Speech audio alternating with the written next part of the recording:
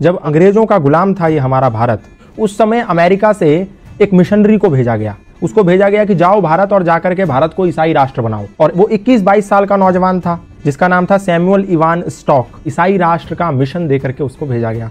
वो भारत आया, भारत में शिमला गया, वहां पर उसने एक तरफ से लोगों को ईसाई बनाना प्रारंभ कर दिया। जब धीरे धीरे काम चलने लगा तो अचानक से हिमाचल में प्लेग की बीमारी फैल गई। जैसे आज कोरोना की बीमारी फैल गई, ठीक उसी प्रकार प्लेग की बीमारी भी छुआछूत की बीमारी थी। लोग अपने परिजनों को छोड़ छोड़ करके भागने लगे। जैसे घर में किसी को प्लेग हो गया तो घर में छोड़ करके चले गए।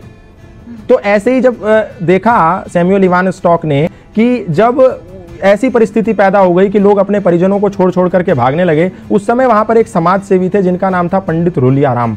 वो पंडित रूलियाराम निस्वार्थ भाव से ऐसे लावारिस पड़े लोगों की सेवा कर रहे थे। तो सैमुअल इवान स्टॉक ने देखा कि पंडित रूलियाराम एक खाट के पास हैं जहां पर एक वृद्ध आदमी को लेटा हुआ है और वो प्लेग के मारे तड़प रहा है और उसके गले में एक गिल्टी हो गई है जिसके मारे उसको तड़पन हो रही है।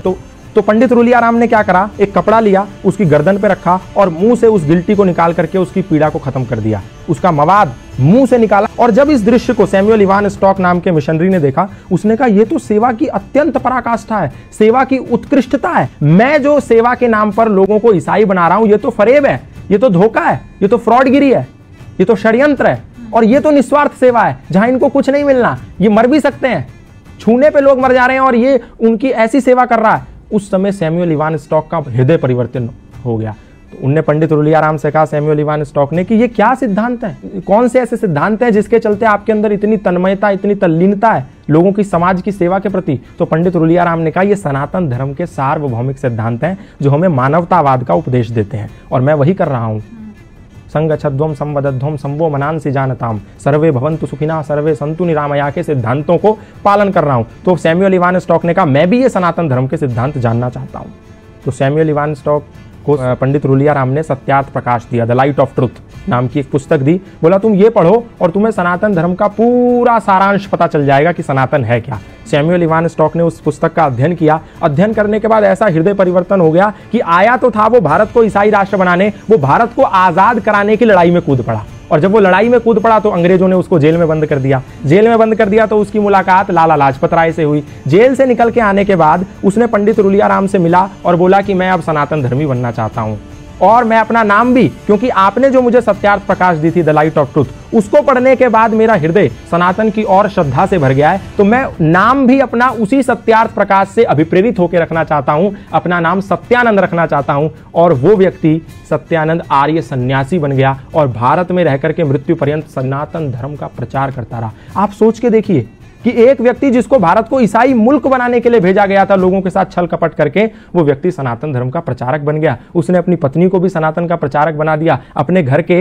एक कोने में यज्ञशाला खोल दी। आज भी हिमाचल प्रदेश में जाएंगे तो वो यज्ञशाला विद्यमान है। वहां उपनिषदों के मंत्र उकेरे हुए हैं उस यज्ञशाला में। उसके घर में आज भी वो भगवद गीता के श्लोक लिखे हुए हैं। तो ये प्रमाण है कि सनातन को कभी, ना उस समय, ना आज, ना आने वाले समय में कभी भी लोगों पर थोपा नहीं गया। ना तो तलवार के जोर पे, ना भय और लालच और षड्यंत्र के जोर पे। सनातन से लोग आए और प्रभावित हो गए। फादर कैमिल बुल के ईसाई मिशनरी थे, आए, रामायण से प्रभावित हो गए, सनातन धर्म का प्रचार करने लगे। बाहर से लूसी गेस्ट आई, सनातन धर्म से प्रभावित हो गई, भारत में गुरुकुल खोल दिया। स्टैनफोर्ड की एक महिला आई, भारत में आके गंगा के पास बैठी, साध्वी भगवती सरस्वती बन गई। एक व्यक्ति स्विट्जरलैंड से पैदल भारत आ गया, 4 साल 18 मुल्क पैदा करते हुए। कोई गया था उसके कंधे पर बंदूक रखने और उसका नाम हो गया बैन बाबा। ऐसे बहुत सारे उदाहरण है, मैं बताऊंगा तो समय कम पड़ जाएगा। सनातन को कभी भी किसी पर थोपा नहीं गया। लोग आए, खुद बन गए। मौलाना महबूब अली खुद पंडित महेंद्र पाल आर्य बन गए। खूब सारे मौलाना, मतलब इमाम मस्जिद के, खुद सनातन धर्मी बन गए। हमने किसी को जोर नहीं दिया, किसी को जबरदस्ती नहीं करी, लोग आए और बन गए। तो इसमें हमारी क्या गलती है?